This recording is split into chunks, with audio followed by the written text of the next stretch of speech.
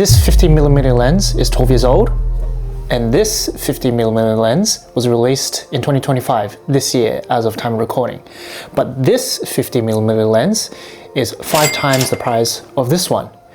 This is the Sony Zeiss 55mm f1.8 and is the 5 times the price worth the so-called Zeiss Pop.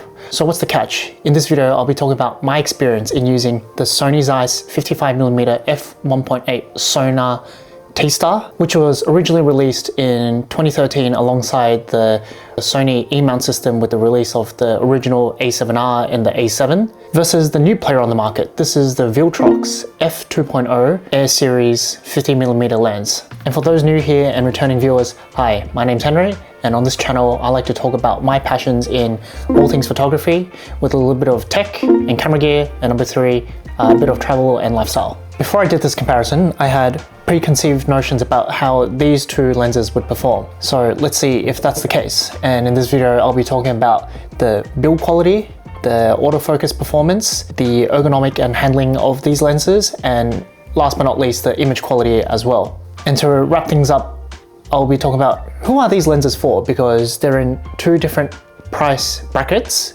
with, if not the same focal length, 50 versus 55mm. I'm not the one personally to pixel peep to the nth degree and talk about really extensively the spec sheet of either of these 2 lenses. There are plenty of blogs and videos out there that do that job. Instead, I would like to talk about these lenses from my experience shooting a bit of portraiture, shooting a bit of street and travel with these lenses. And before we begin, I'd like to make a disclaimer that no money exchange hands in the making of this video between either Sony and or Viltrox. I don't have any personal or professional affiliation with them. So with that said, let's begin. So firstly, why the 50mm?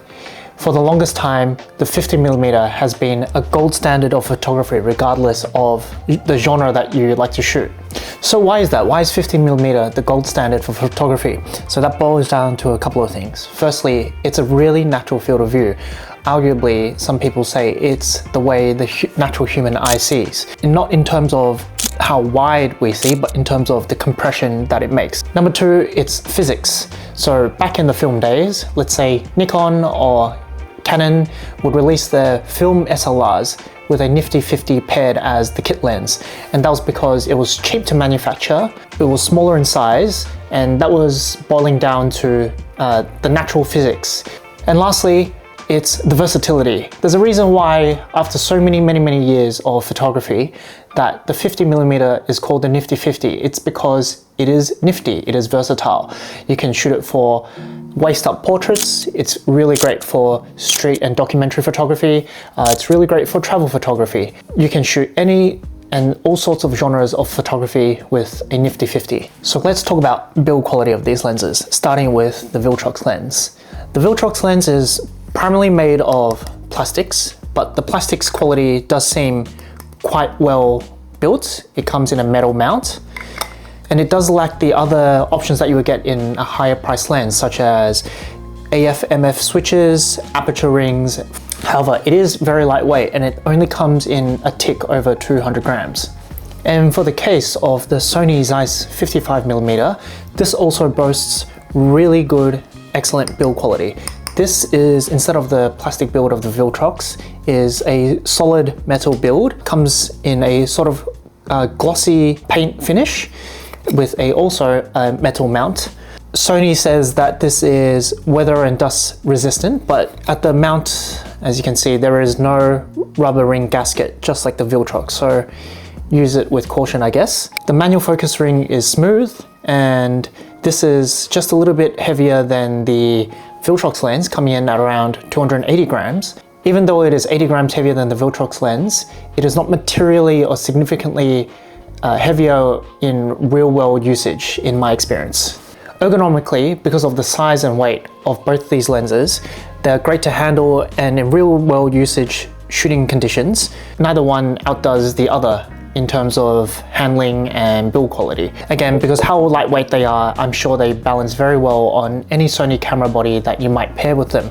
So I've got it paired on my A7C II, and the balance is great, the feel is great, the handling is great. In terms of very long-term usage, I can only speak for the 55mm because I've had this for a couple of years. It's held up great. I do treat my gear with care, maybe that's part of it, but over the years, because of the build, it really has held up on its own.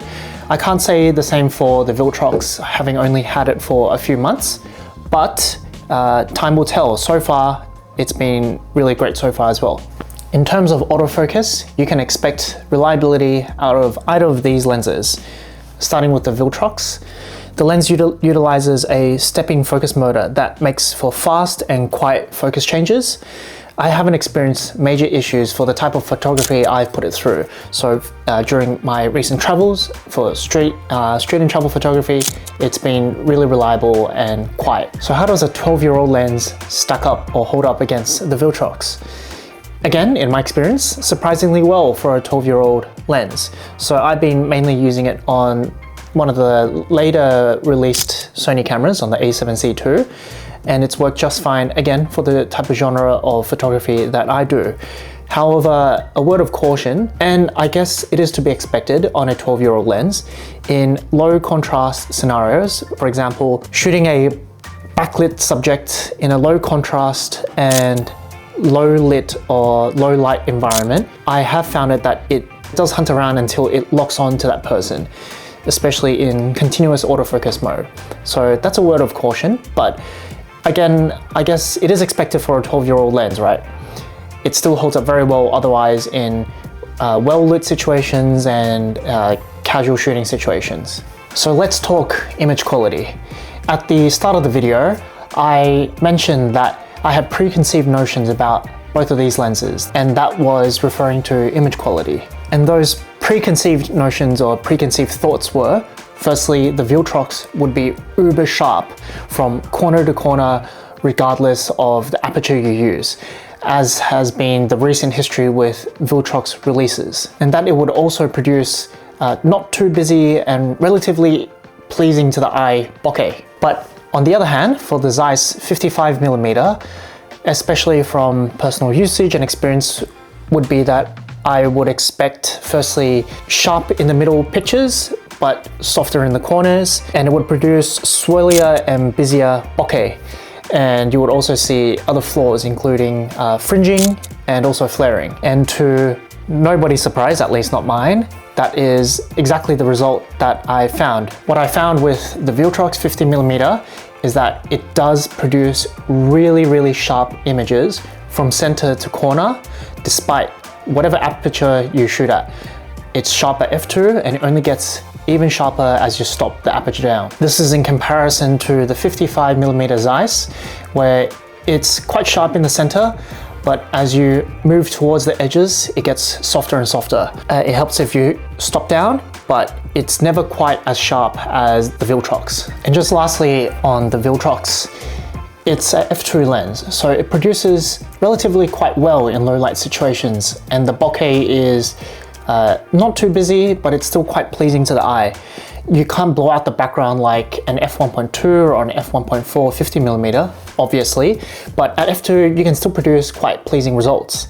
And I really haven't found extreme flaring or fringing with this lens. It's quite well controlled, so really well done to Viltrox. But for the Zeiss, it's a different story, and I'll put some example images on the screen.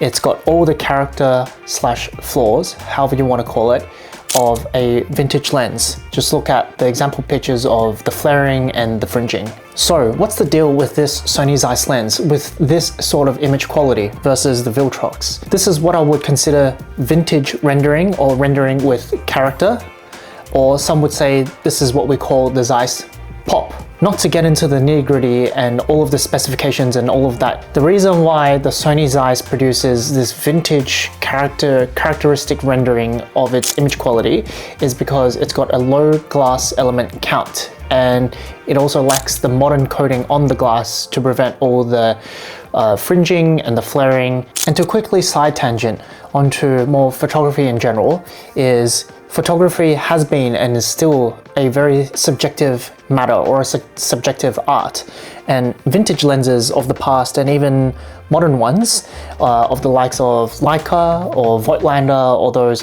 as we're talking about here, Zeiss, still produce lenses of these vintage rendering characteristics. And as photographers, over time, as we practice the craft and we consume the craft, we tend to side with what you like as a photographer.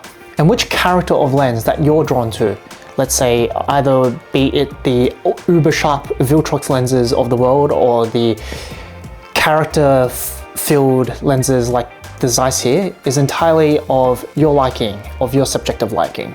And that's I guess the beauty of photography as an art itself. So who are these two lenses for? For the Viltrox, it's now part of a new school of lenses that are modern and are a legitimate third-party option for the Sony ecosystem. It is budget-friendly, it is sharp, and it performs well in terms of image quality, handling, and build quality. These third-party lenses are a strong advantage of the Sony ecosystem, especially for new photographers.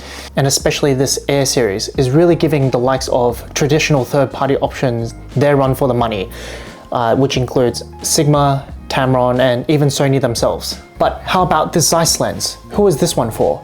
This one is for those who like the vintage characteristics of the filmic era or the vintage era of photography, where it's got flaws in the image quality, but you're drawn to those character flaws. But it does come with a 5 times the price tag of this Viltrox lens here. So if I were to pick one up because I enjoy that vintage characteristic rendering sort of image quality, I will look for the secondhand market like I have done with my copy. So which Nifty 50 would you go for out of these two, or are there other better options out there in the market?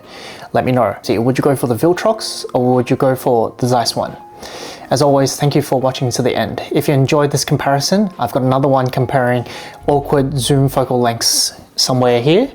And as always, thank you and hope you have a really great one.